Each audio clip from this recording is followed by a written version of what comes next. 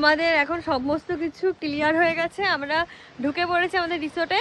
ব্যাপারটা হচ্ছে 12টা থেকে মানে চেকিং, তাই তো? এবার 12টা থেকে আমাদের রুম দেবে, কিন্তু তার আগে আমাদেরকে এখানে থাকতে দিচ্ছে। আর এখান থেকে সমুদ্রের ভিউটা মানে শব্দটা শুনেই আলাদা শান্তি লাগছে, তাই না বলো?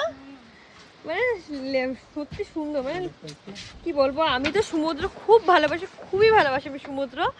আর আমি এই কিছুদিন আগে সমুদ্রতে ঘুরে এসেছি পুরী থেকে, তোমরা সবাই জানো।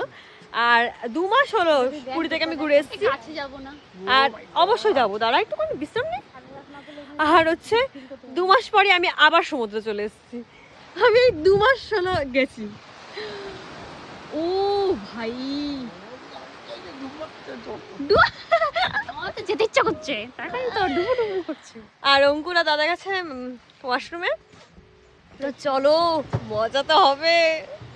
অনেক জার্নি করে এসেছি, এবার এখন এই সমুদ্রটা দেখে আমার মনে হচ্ছে জার্নি করতে গেছে ইটস ওকে, তাই না বলো? জার্নি গুলো না পালিয়ে গেছে, পালিয়ে গেছে পুরো ঘুম তো আর পাচ্ছেই না।